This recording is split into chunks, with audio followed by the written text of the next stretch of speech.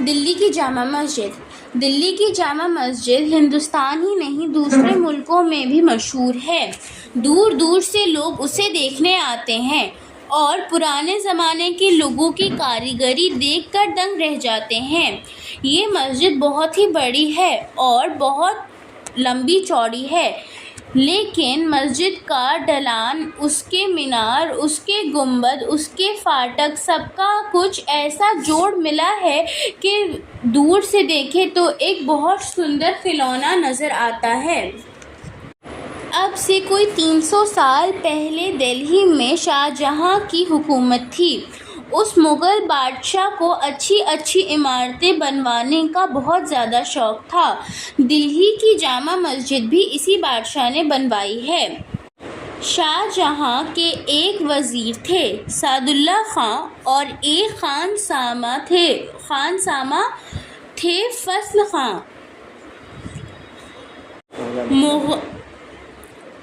مغل بادشاہوں کے زمانے میں یہ بہت بڑا عہدہ تھا۔ اصل میں یہ لفظ خانسامہ تھا۔ اس زمانے میں خانسامہ بادشاہ کے خاص کاموں کا انتظام کرتا تھا۔ یہ مسجد ہی نہیں یہ مسجد انہی دونوں شخصوں کی نگرانی میں بنی تھی۔ پہلے اس جگہ ایک چھوٹی سی پہاڑی تھی جسے بھوجلا پہاڑی کہتے تھے۔ بادشاہ نے اسی جگہ کو مسجد کے لیے پسند کیا۔ کتابوں میں لکھا ہے کہ 6000 مستری، بیلدار، مزدور، سنگ تراش وغیرہ 6 برس تک روزانہ اس کے بنانے میں لگے رہے اور لاکھوں روپے ان کی مزدوری میں خرچ ہو گئے۔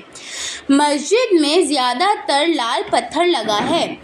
کہتے ہیں کہ جب مسجد بن کر تیار ہو گئی تو عید بالکل قریب تھی۔ بادشاہ نے فرمایا کہ ہم عید کی نماز یہیں پڑھیں گے۔ اس پر وزیر بہت زیادہ گھبرا گئے کیونکہ مسجد میں ملبہ پڑا ہوا تھا تو جب بادشاہ کو یہ بات معلوم ہوئی تو حکم دیا کہ جس کو جو ملے وہ اٹھا کر اپنے گھر لے جائے۔ پھر کیا تھا، چاروں طرف سے لوگ دور دراز سے آئے اور جو ان کے ہاتھ میں آیا اس کو اٹھا لے گئے۔ دیکھتے دیکھتے مسجد صاف ہو گئی۔ پھر سارے شہر کے لوگ نے اپنے بادشاہ کے ساتھ یہاں پر نماز پڑھی اور خوشیاں منائیں۔ جامع مسجد نہایت ہی خوبصورت عمارت ہے، لیکن اس کی خوبصورتی اس وجہ سے اور زیادہ بڑھ گئی ہے کہ اس کی سیڑھی بہت اونچی ہے۔ اس کی کرسی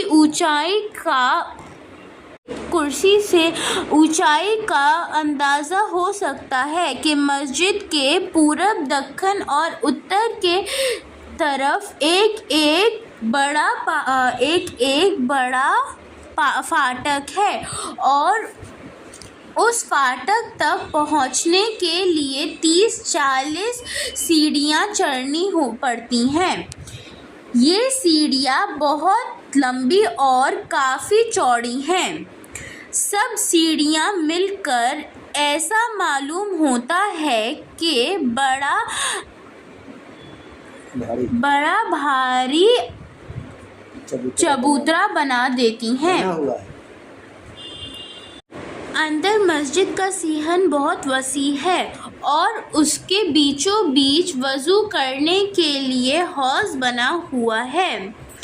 سامنے تو مسجد کا اصل دوہرا دلان ہے اور باقی 3 طرف اکہرے دلان ہیں۔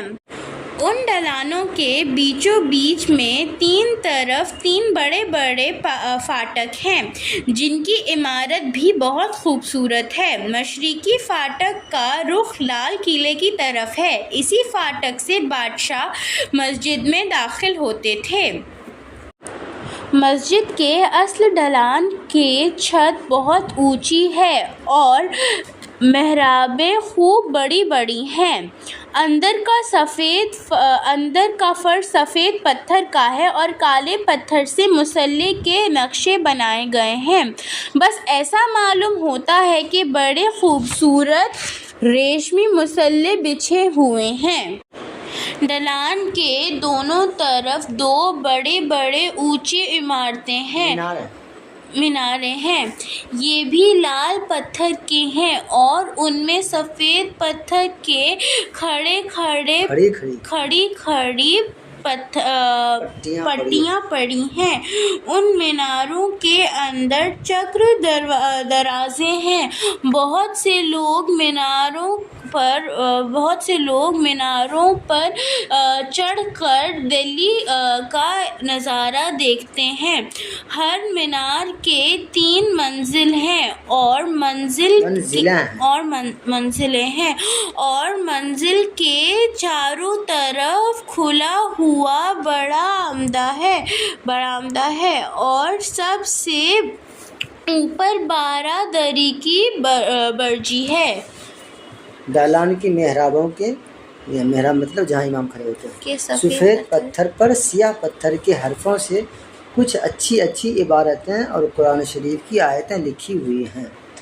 جمعۃ الوداع یعنی رمضان کے آخری جو جمعہ آتا ہے، اور عیدین یعنی عید الاضحیٰ عید الفطر پر دور دور کے شہروں سے ہزاروں آدمی یہاں نماز پڑھنے آتے ہیں۔ مسجد، دالان، صحن، سیڑھیاں سب کھچا کھچ بھر جاتی ہے اور باہر دور تک میدان میں آدمی ہی نظر آتے ہیں۔ راستہ بند ہو جاتا ہے۔ سڑکوں پر، دکانوں پر، گرج کے آس پاس کی زمین کے چپے چپے پر لوگ نماز پڑھتے ہیں۔ امام صاحب کی آواز سب نمازیوں تک پہنچانے کے لیے پہلے 20 مکبر کھڑے ہوتے تھے۔ اب لاؤڈ اسپیکر کے ذریعہ امام صاحب کی آواز دور دور تک پہنچتی ہے۔ سچ پوچھو تو ان